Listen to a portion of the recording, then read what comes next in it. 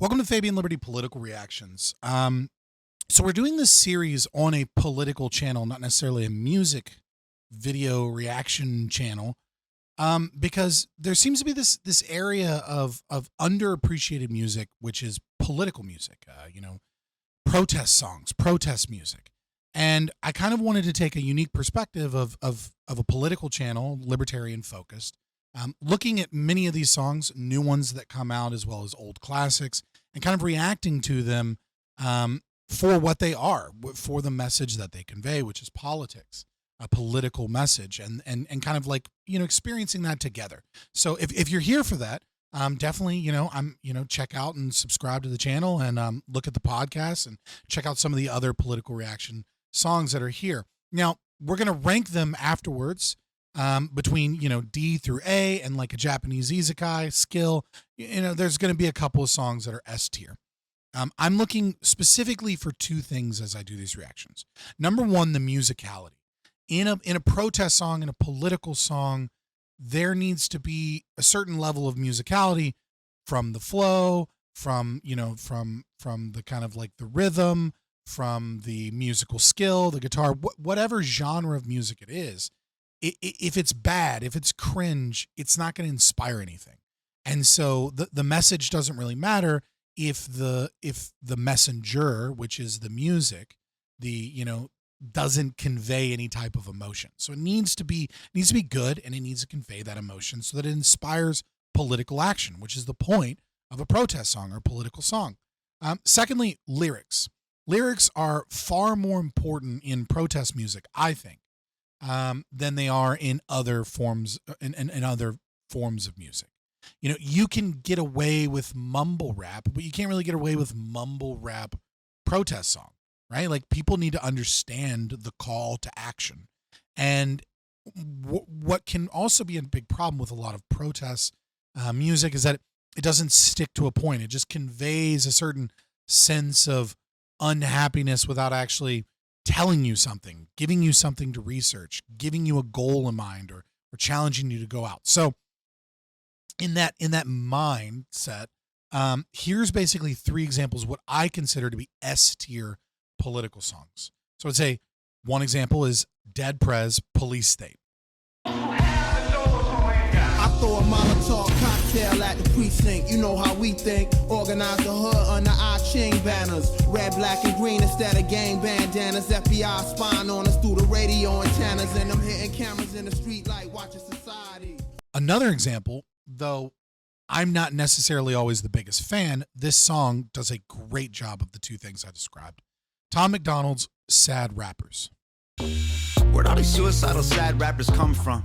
They showed up with those mumble rapper dum-dums. They've been preying on people with mental illness and pretending to relate to get paid in creative business. They claim to be anxious, say they're depressed. They're faking it to gain something in common with some fans for a check. And lastly, another great S tier political song would be System of a Down's BYOB. Bring your own beer or bring your own bombs. Yo!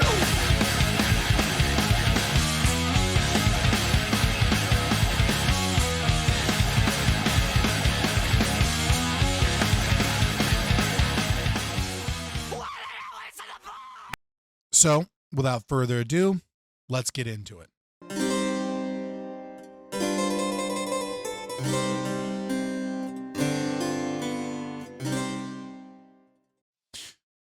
So I chose this song to be our first song of the series.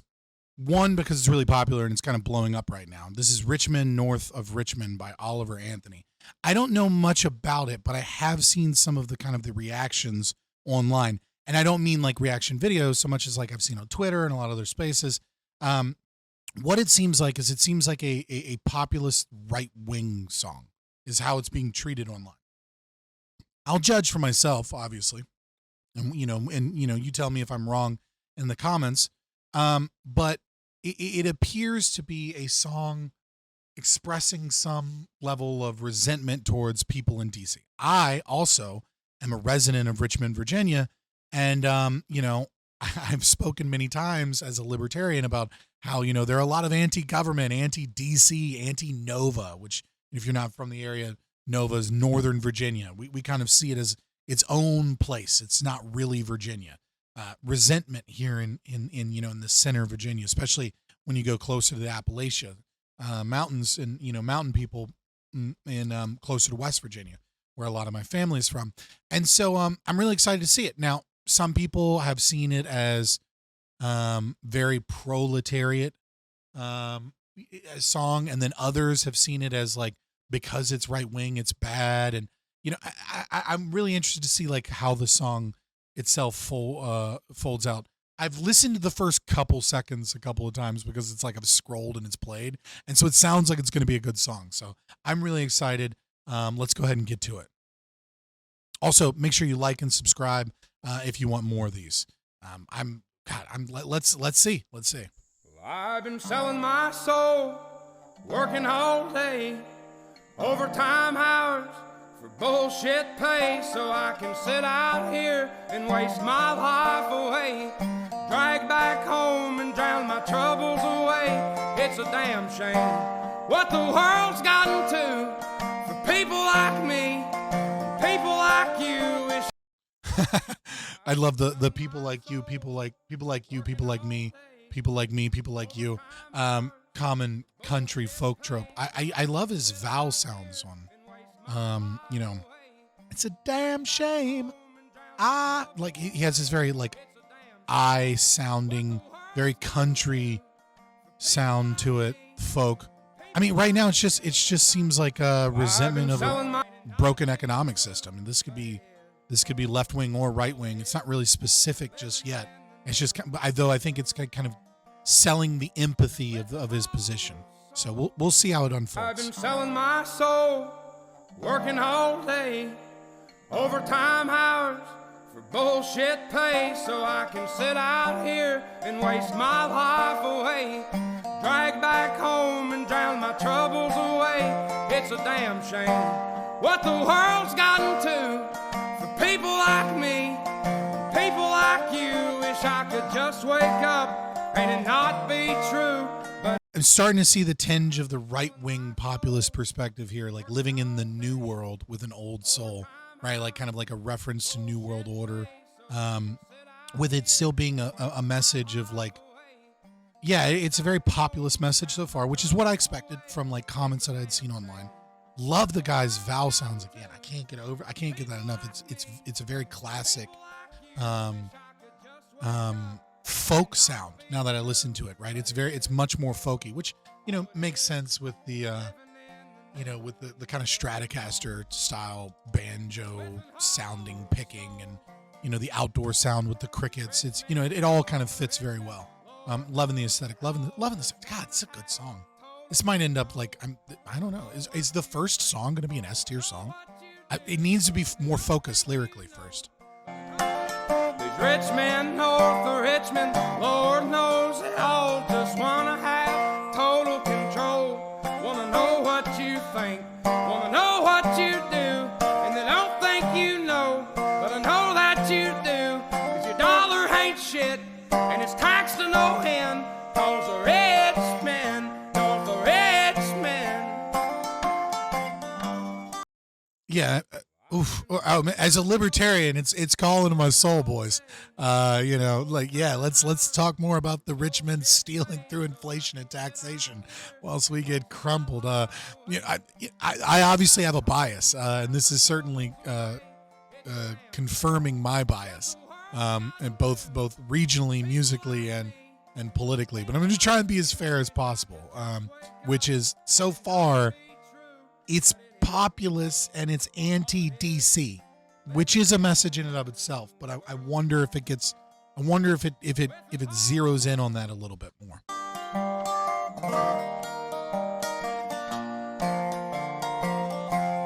I wish politicians would look out for minors, and not just minors on an island somewhere. Lord, we got folks in the street. Okay. All right. I'm starting to see why leftists fucking hate this song. Oh God.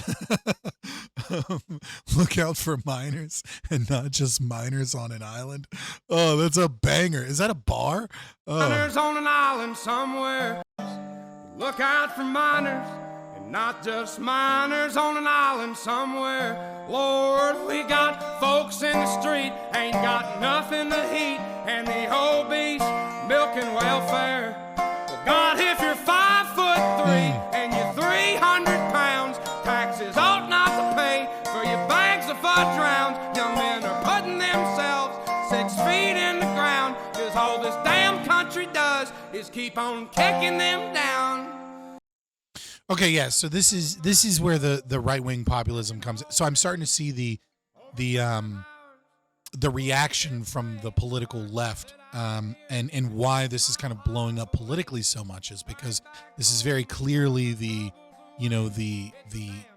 proletariat right wing country person that feels like they've been like DC is a leech that has sucked them via taxation, via regulation, via an old system, an old economic system like mining, where jobs used to exist, and they just don't anymore, because of different energy policies, because of different a different economy.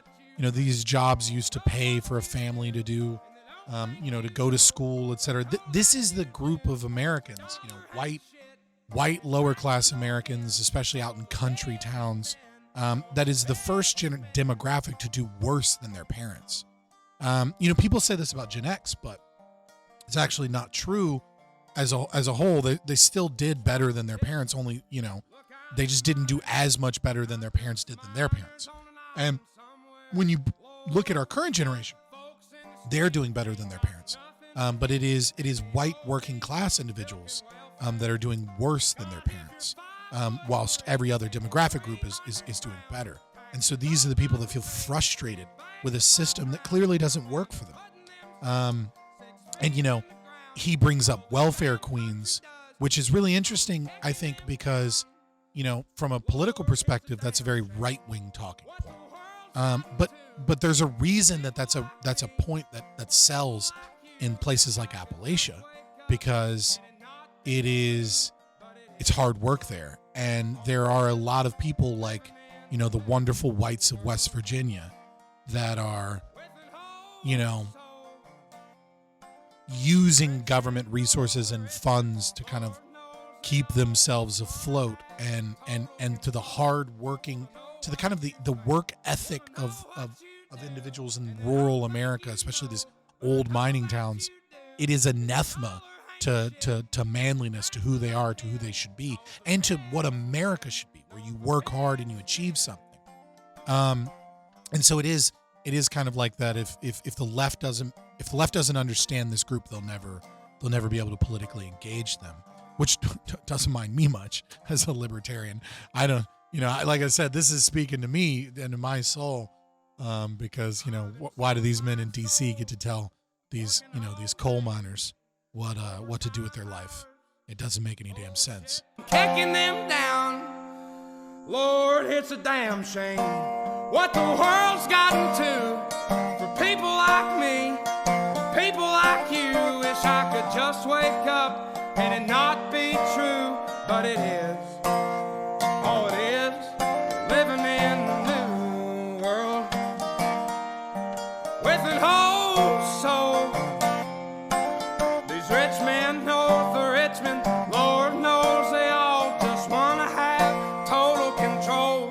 Wanna know what you think, wanna know what you do, and they don't think you know, but I know that you do, 'cause your dollar ain't shit, and it's taxed to no end, 'cause the rich men north of Richmond. It's a great chorus. Very, very folky. Gosh, this is a banger. I'll give it that. Richmond.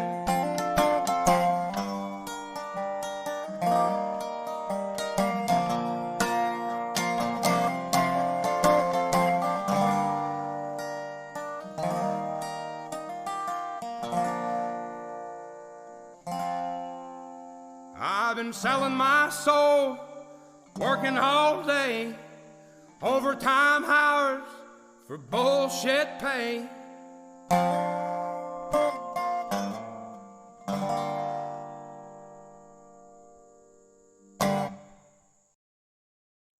Well. Gosh, I don't want the first video to be an S tier. I feel uncomfortable giving an S ranking to the very first video that we do. But you know what? I feel like I'm gonna have to give an S ranking to this. It is very focused. The chorus aligns with the lyrics, in the sense that it is these DC politicians that don't really care. You know, obviously it has a right-wing perspective, in terms of the welfare, economically, of course, like the welfare queens, or like, you know, the idea that tax dollars that, like, you know, are being spent to like make like my 600-pound life people, you know, get medical procedures, etc. And it's like, I'm already struggling and you guys are kicking me while I'm down. Why am I funding this new world order? So it is very pointed. I also really appreciate the musical structure of it. Oddly enough, there is a beginning to the song, like, I've been working, right? And then he goes into a chorus, and he goes into verse, goes into chorus, goes into verse, and then he ends with this chorus, and then the original kind of intro to the beginning I've been working situation, right? So we go here like it's selling my soul, working all day, overtime hours for bullshit pay. So the song ends as it begins. So it creates a pyramid structure. But more so than just the pyramid structure being nice, it has another layer to the music, which is he starts off, he's in his yard. You know, I've been selling my soul, working overtime, working all these hours for bullshit pay. I'm getting nowhere. And then he vents all of his frustrations. And like a hard-working mountain man, the song ends just as it begins, going back to work for bullshit hours. It's the daily grind. It's the tiring kind of feeling. It's really selling that, like that almost a doomer sense of loss of control, as well as the frustration. Like, how many more days can I do this too? Because it trails off. It doesn't finish the first verse. So, like, for those reasons, I would say, you know, as much as I don't want the first video to be an S ranking, it's S tier. Yeah, it's an S. Hell yeah. I hope you guys enjoyed this. If you want more, make sure to like, follow, subscribe. You're either here on Rumble or here on YouTube, wherever you're at. Follow us on Rumble, follow us on YouTube, etc. And check into the playlist. We should be doing at least one a week. We're going to try and stick to one a week, and hopefully there'll be a big catalog of all of your favorite. Also, you know, in the comments below, let us know if there's a political song that you want me to react to. Maybe I've heard it before and we can do a review, or maybe it's one that I haven't heard before, and we'll give it a listen. Anyways, much love, and see you next week.